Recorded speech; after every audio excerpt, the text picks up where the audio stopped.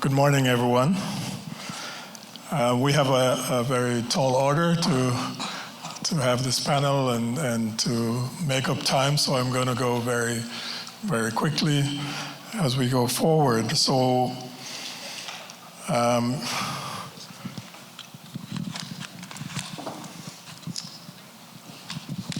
should start from the front, wouldn't it?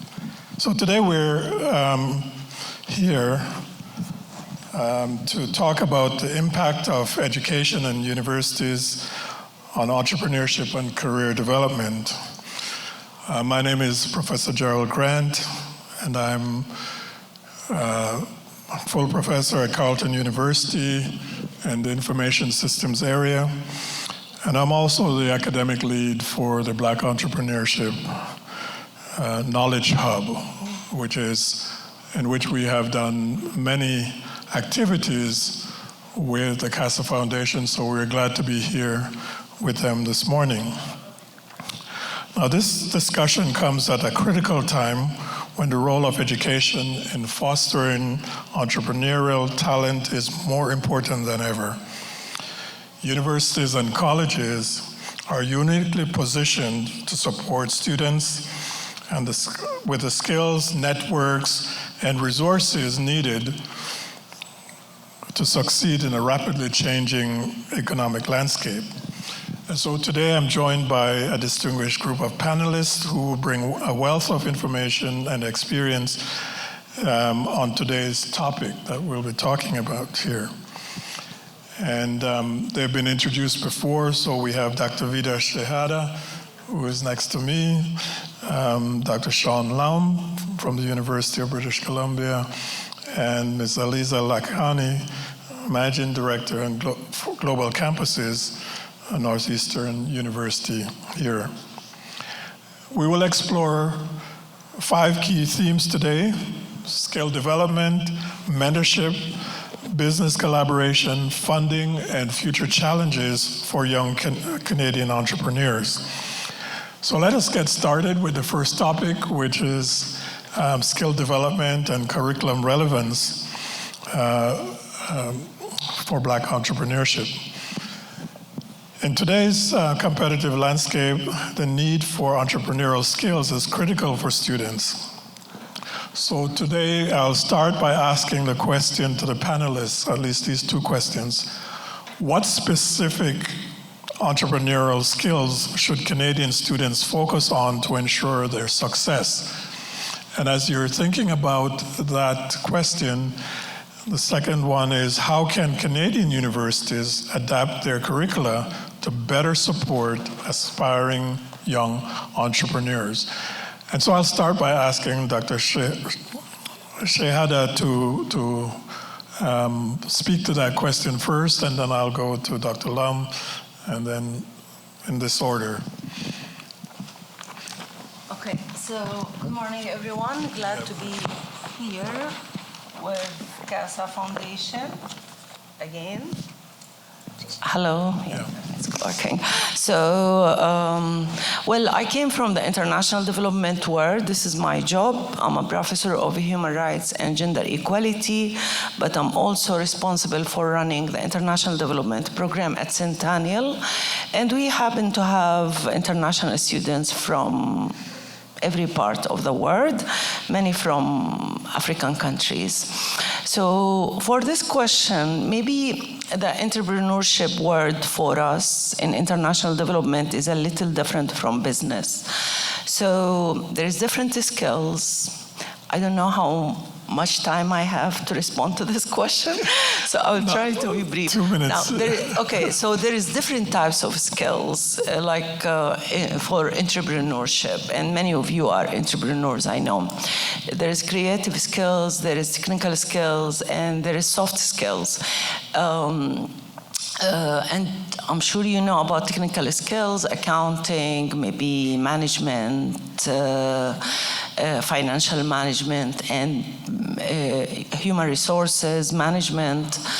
And there is the creative skills, which is being innovative. I don't know how to teach people to be innovative.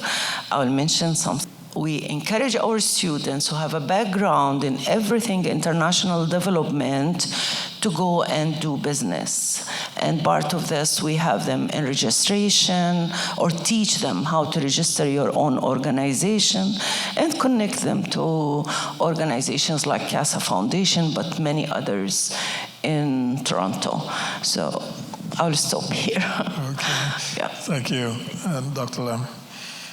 Thanks very much, and thanks very much for the opportunity to be here. I'm just thrilled to be partnered with the CASA Foundation in delivering the Black Advisory Hub program at the University of British Columbia.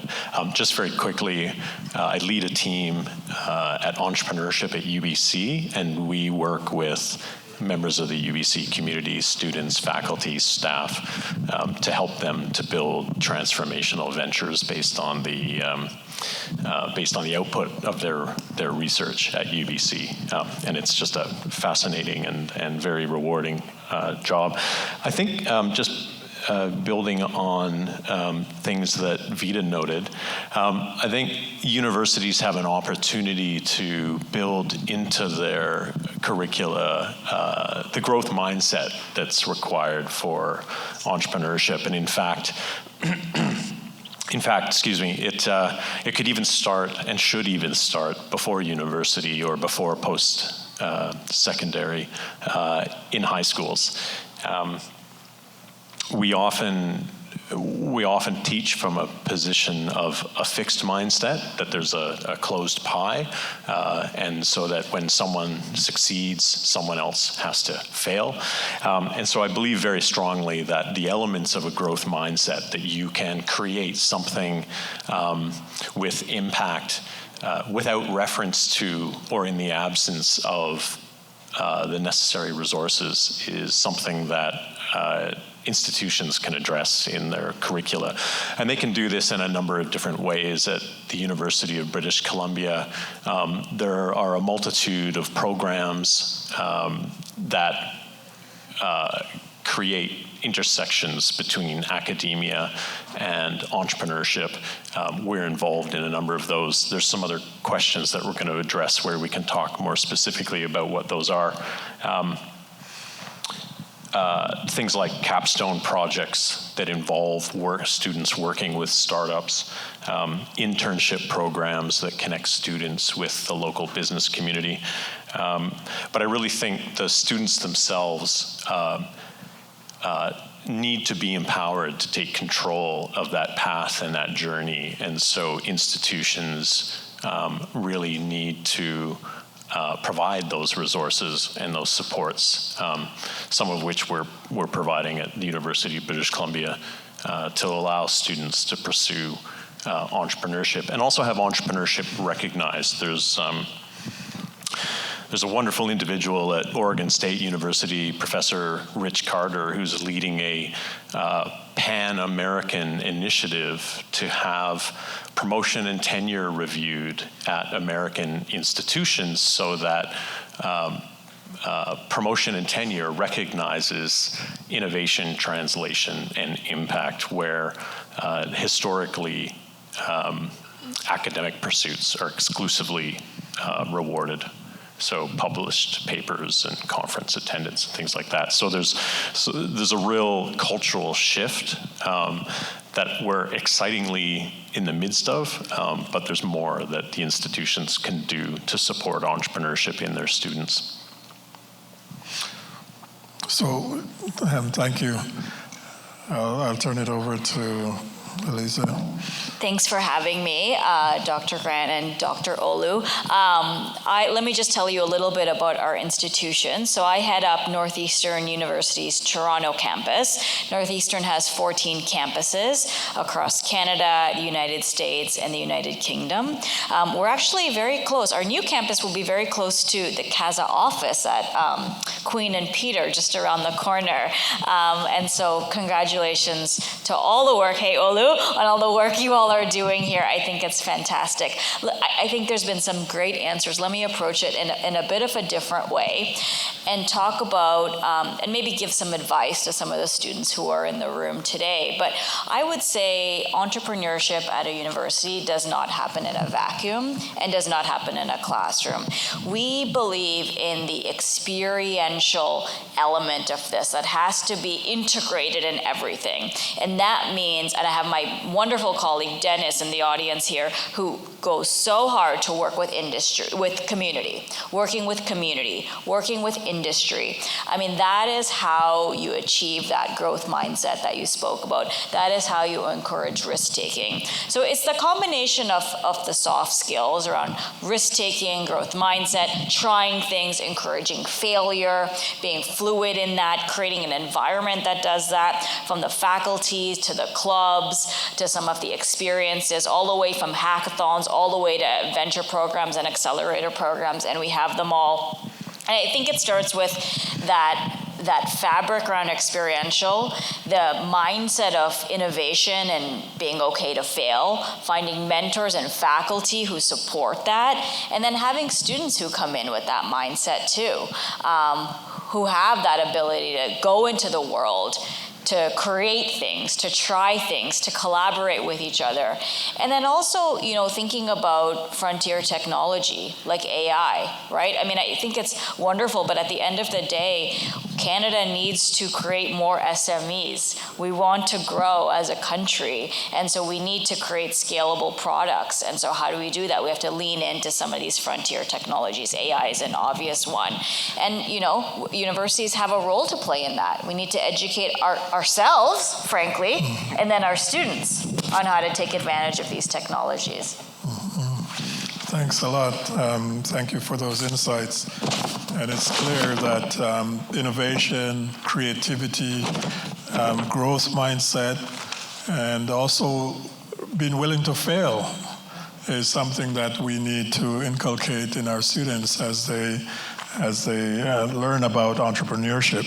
Because oftentimes, even around the failure issue, when we fail, we leave the market or go and do something else. So thank you for that. We want to talk a little bit about, and you started down this road, Aliza, on mentorship opportunities. So I want to ask you, what role do mentorship programs play in developing young entrepreneurs, and how can these programs be effectively implemented within universities and colleges? Sure, I can start. I mean, there's two that come to mind, things that we've done. The first is external industry mentors. So we have about 16 different clubs in the Toronto campus alone. And there are industry mentors who will come in and speak to our students and help them. So that's obvious and that's clear. I think sometimes peer mentors are a really awesome untapped resource. We started this university from zero, and now we're at about 1,500 students. And, we quickly realized, well, how do we scale? Well, the knowledge is within ourselves. It's within the students. It's within the alums. It's within the community. And so really thinking creatively around bringing students together. So our colleague Stephanie has created this fantastic program called the Peer Mentorship Program, where she puts students together and, helping them on simple things like housing and whatever, like all those types of things and coming to Canada. But also, if you want to start a business, how do you do it? What are the resources available to you? So I'm a big fan, and if we help the person beside us, we all succeed. Let's lift each other up collectively. And I think I would encourage you to find, a peer mentor in this room. I think the mentor doesn't always have to be someone who's 5 layers above you. So I think we should sort of flip that on its head, because sometimes the people who are peers to us are actually the ones who can help and understand us most. Good. Go ahead.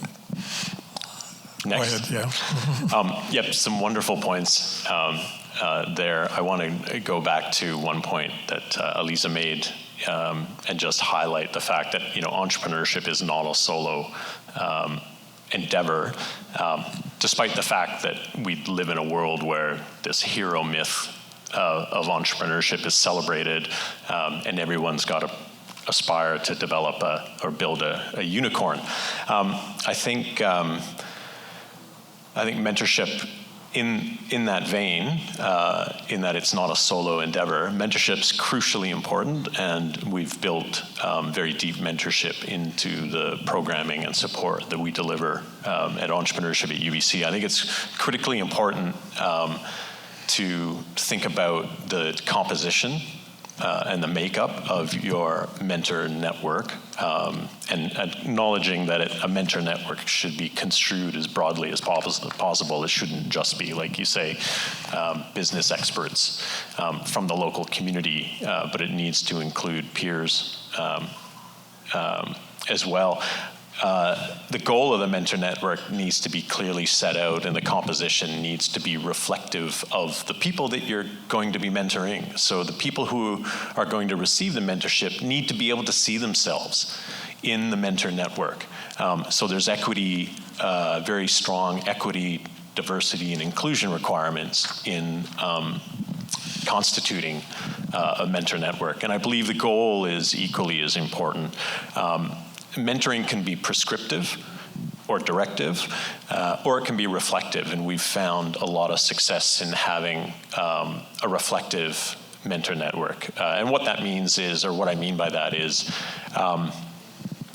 if you're constantly telling mentees what they need to do or what they should do, there's very little learning, particularly experiential learning opportunity in there, as opposed to approaching it from an open-minded, reflective perspective, where the engagement's being led by the mentee and the mentor is being reflective and challenging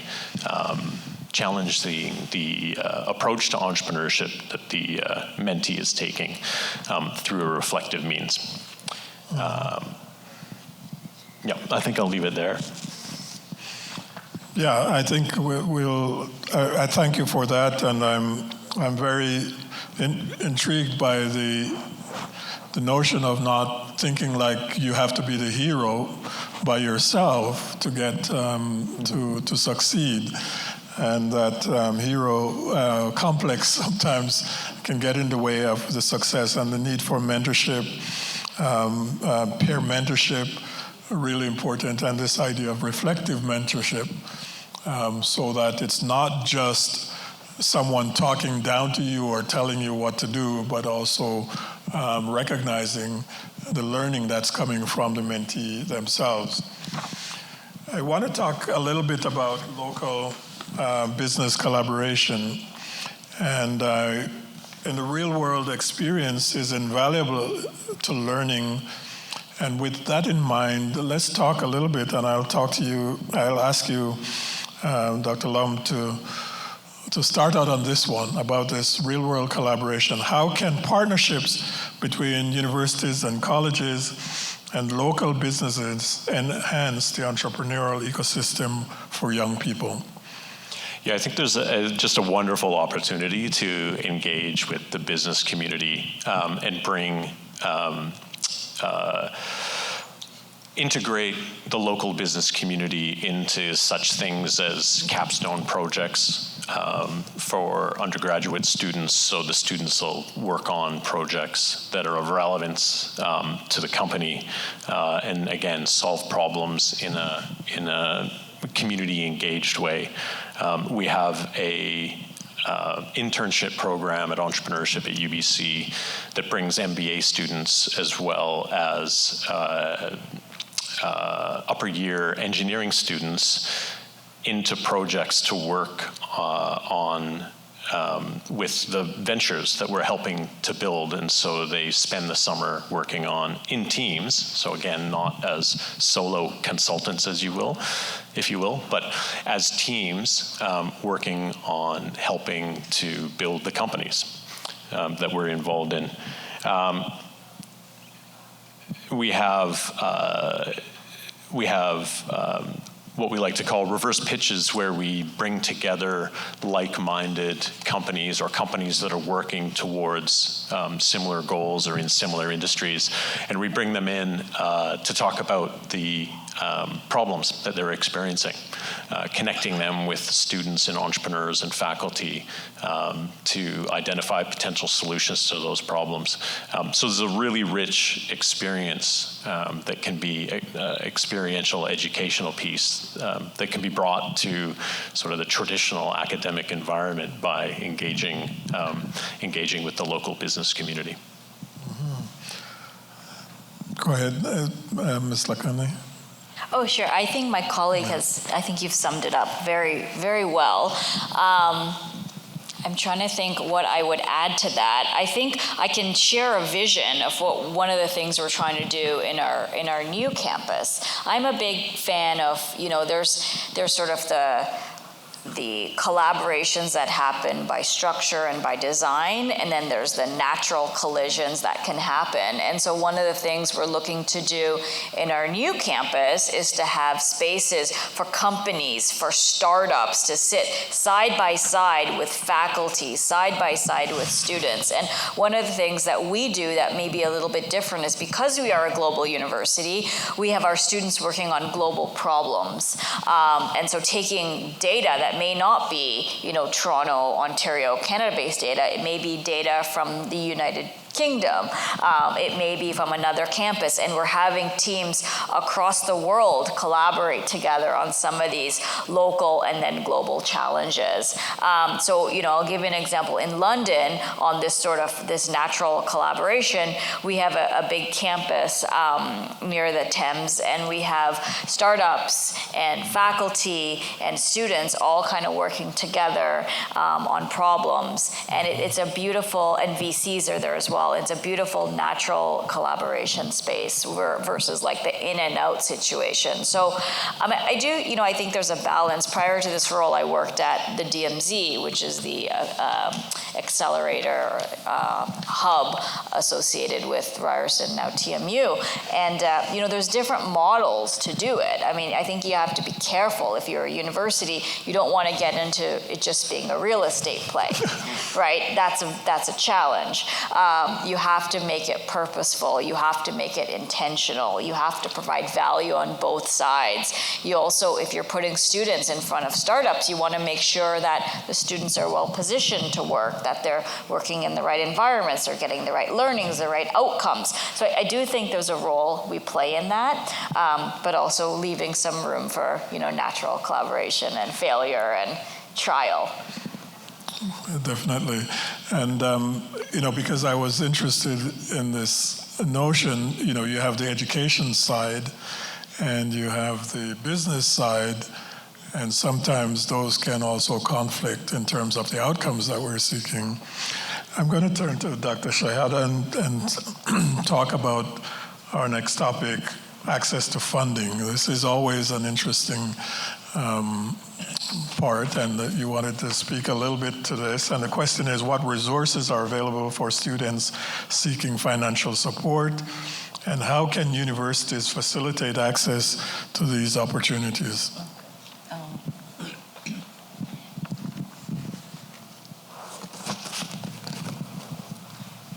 Yeah, so eventually I will connect this to mentorship too. So first, for mentorship and financial resources together, many entrepreneurs, or there is many successful entrepreneurs who came from a family with entrepreneurs. So they are so lucky that their parents had, or their family were able to get into the risk and do something. So they have that courage. Now with many of the audience and our students are international students, arrive to Canada, and new immigrants. Sometimes it's not the same for them. It's often not the same for them. So they don't have this role model, the parent, to support them and to encourage them if they feel weak or get frustrated or fail at times. So this is where the mentors are important. So for both the mentorship and financial resources, universities and colleges can create a pool of mentors and a pool of funders or donors or who can sometimes support with these matters. Centennial, we have a Center of Social Innovation innovation. I wrote the name of the center because it's a long name: entrepreneurship, innovation, etc. So it's their job to bring the money. The center job to bring the money, and they have a jam every year. First a training, and there is a jam around SDGs in specific, Sustainable Development Goals. So students comes from engineering, for example, and they offer ideas about solutions for problems with a focus on environmental sustainability. Or in another area, we have even a fashion department in Centennial. So students from different departments, they can come in 2 or 3 days, first learn, and then work with mentors on certain problems, and then they compete in front of a judge of experts that come from the United Nations, some of them with their background, or other institutions here in Toronto.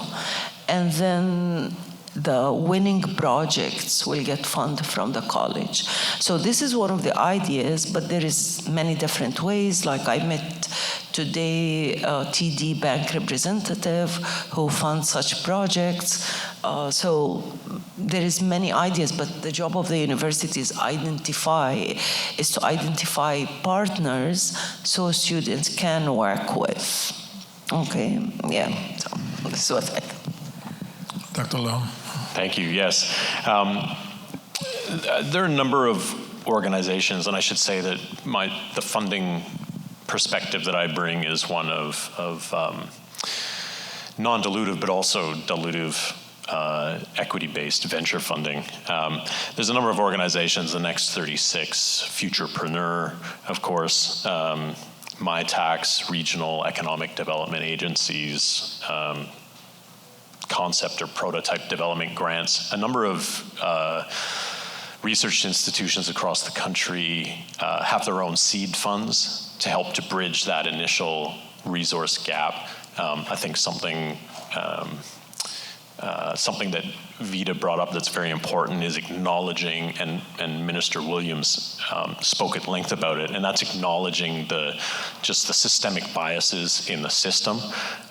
We heard about the percentage of funding that women receive compared to their male entrepreneur counterparts, and likewise at the intersectionality of gender and ethnicity, it gets even worse. And so we've got a long way to go to balancing the playing field in making the funding available to equity-deserving groups.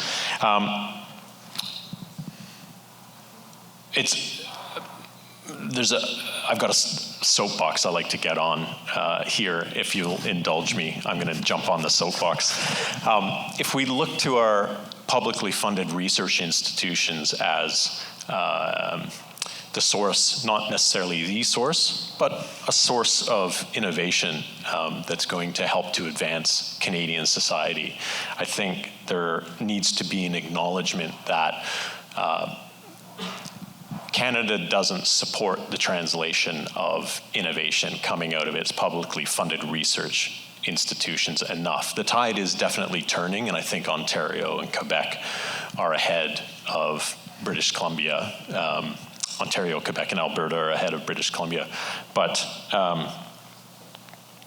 there's been a lot of concern about bridging the gap to create large companies that can scale, that stay in Canada, become anchor companies that keep Canada's IP within Canada so that it's not sold offshore prematurely by the institutions who are under pressure to protect the intellectual property that's being generated through the publicly funded research at the institutions. And to that I say it's all well and good to be very concerned about the loss of our intellectual property and these fantastic commercial opportunities offshore.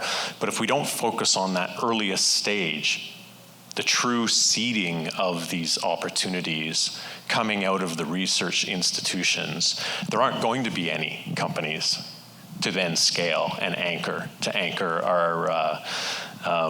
our innovation ecosystem that we all aspire to.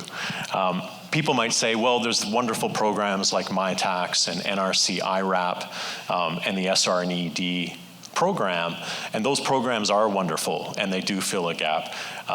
But their eligibility requirements require that the companies already have revenue or they already have the ability to undertake the development that the program is going to support.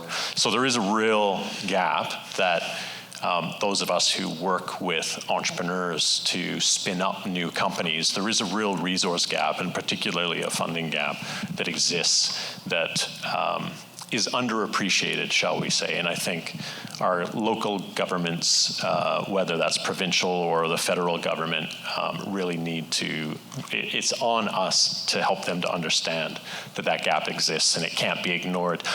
Like any kind of ecosystem, you can't focus solely on one node and expect the ecosystem to thrive. You have to provide support and resources to all the nodes that make up the ecosystem. Mm-hmm. So thanks for indulging me. Yes. So you can't just walk to the bank and get funding as a startup, right? I was reading something this week where someone said, why don't you just go to the bank like everybody else? Recognizing, and the minister pointed it out this week, recognizing those barriers is really also something that we need to communicate that is there. It's not a simple case of just getting funding. And I'm glad you pointed out that funding often comes from families who are able to do so, but there are many, especially new immigrants and so on, who might, not all new immigrants, of course, but many people are not, have not been so privileged to have access to those funding. And so what's the future? As we look to the future, the entrepreneurial landscape continues to evolve and change.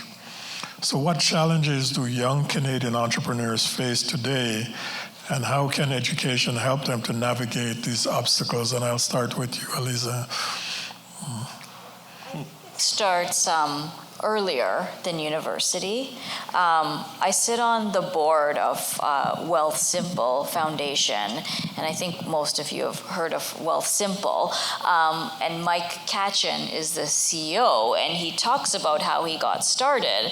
And I'll share it because it's not a secret. The way he got started is his father gave him sort of play money to invest and make a stock portfolio, and said, here's some money, go take some risks, have some fun. And then he realized there was a gap in the market. And so what you think about what was instilled from him at a young age is to have the entrepreneurial mindset, to take a little bit of resources, play around with it, create something, find a gap in the market, and go fill it and do it. And they've been wildly successful. Trying to instill in him, that sense of being curious, looking at gaps that don't exist. I mean, you look at what our world is going to look at in 5 or 10 years. In 5 or 10 years, we may all have a robot called Optimus who are doing the chores for us. And so things are moving so much faster now than they were in the past. And so the ability to be curious, to ask questions, to instill that from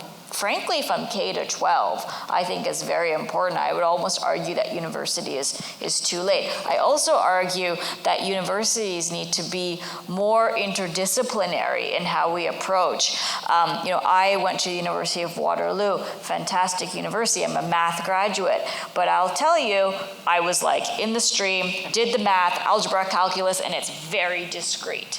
But I look at some now, now that I work for a global institution, system, I'm able to see different educational models, and I'm kind of like, oh, well, that's interesting, because they get to kind of float around, look at different modalities, you know, do interdisciplinary work, take acting classes, take CS classes, do all of these different things, and they do it globally, and I end with industry. And so I'm thinking, can we learn something from those models? Not that those models are perfect, but can we be a little bit more creative in our approaches? So maybe a little too provocative for this panel, but it's there.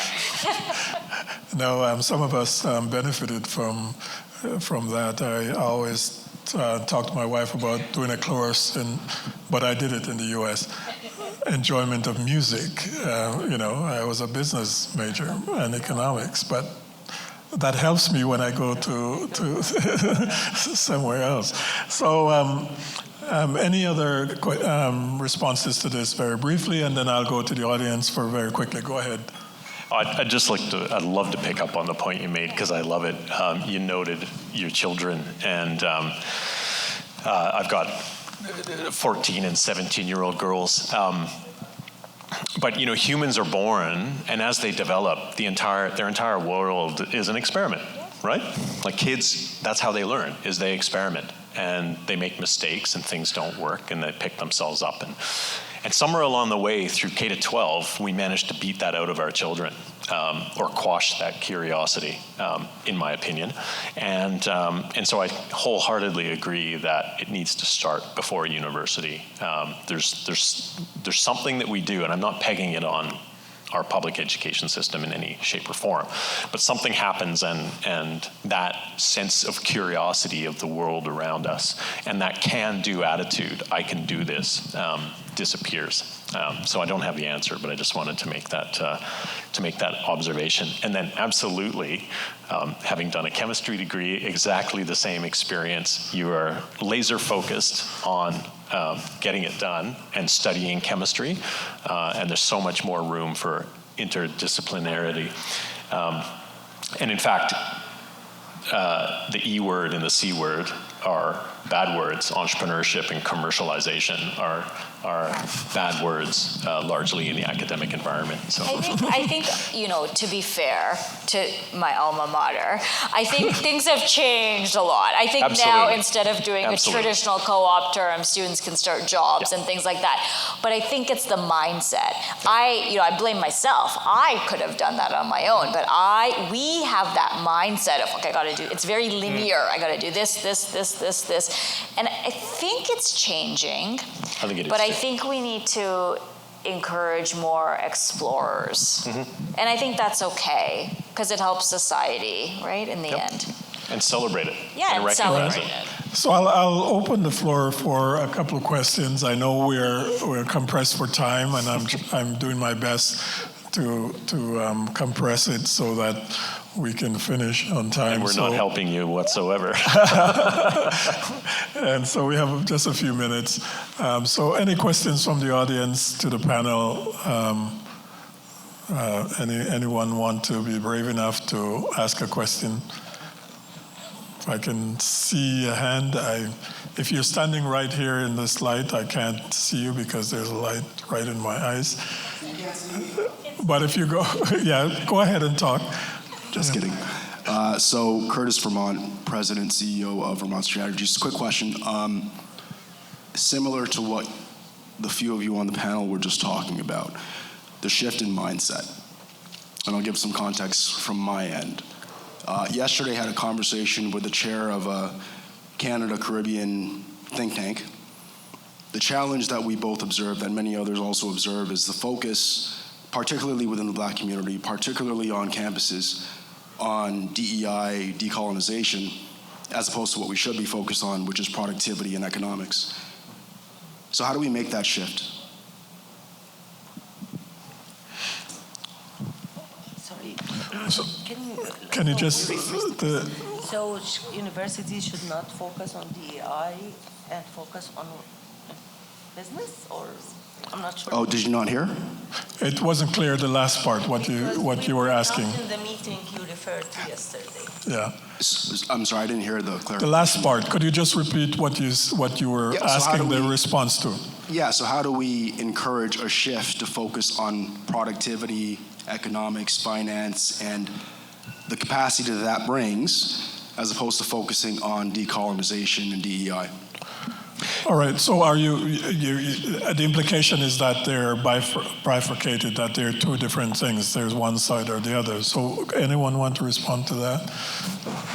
The notion that there's been a lot of focus on diversity, inclusion, and so on in our engagement here, rather than productivity and the economic implications of that, right? And that you are asking, should there be a shift from just talking about decolonization and all of these things to these other things that are more pragmatic in terms of wealth generation and creation? Is that what I'm getting, right? Absolutely. Okay. Can I? Yeah, go ahead. Go ahead. I just wonder why it's either this or that. First of all, colleges and universities have resources. There is a professor and a course on this area, and a professor and a course on another area. Not that, like, the discussion about DEI is long and very important eventually, because whether this work is authentic is a question, but I'm not sure this session to discuss whether DEI is a priority or not, because I'm questioning DEI, but for a different reason. Okay, whether it's authentic or just show off or tokenism. But this is a different discussion. I'm happy to discuss it if you invite me for another event about human rights or equity. Okay, let's get a quick response. You were going to say something. Well, no, I just think that Vida's hit the nail on the head. I think if I understand the question correctly, it comes down to the authenticity. So there's a necessary educational component and an empathy building component to authentically practice or incorporate EDI. And so, having not been in the meeting, I can't project why the meeting was so focused on equity, diversity, and inclusion rather. I'm not saying that that's my focus. I was just giving that. No, I think I see. I got the point. What you're trying to say is that How do we improve productivity conversation? Essentially, you're saying let's make money. Let's do things that will actually build wealth, and this other stuff is nice to have, right? That is the sentiment that is out there. This other stuff is nice to have. I would say, if I were to comment very briefly on that, is that it's a false choice that we're trying to make there. Part of the problem goes back to the point that you're raising, is the inauthentic way in which this has been done. In actual fact, everything should be about inclusion. The systematic problems that the minister talked about should not have been there in the first place. Everyone should have had access in the first place. Everyone should have been included in the first place. But the structures that are there are perpetuating this lack of inclusion, and that's why it's important to talk about it. But it should not stymie us. It's not the end goal. And I get the point that is being made. The end goal is not to be diverse and include only, but to do something with it. But one is not necessarily a counterfoil to the other. It's really helpful to understand where we are and where the gaps are and where the problems are, and to overcome those. And I think that's one thing I'd say. Although I'm the chair, I just it's an argument we should have later on, and I know it's going to take us beyond our time. But I just want to thank the panel for engaging in this discussion. I know we're over time, but that's a very important point that has been raised, and I think it would be good for this to be discussed later on, because this is the space that is in the news and so on. I saw responses to things that were in the papers, and that's the objective. I remember being asked on a radio show, someone called in and said, why are we doing this? Why is there the Black Entrepreneurship Program? Just go to the store. It reminded me of people talking about technology, and why don't we just go to the store to pick up the technology and use it? But we know that there are structural barriers in communities and societies that actually militate against the effective use of that. And if you don't recognize it, we will perpetuate this into the future. Thank you very much for the collaboration and the engagement. And I'm just redeeming the time for the next group. Thank you so much. Thank you.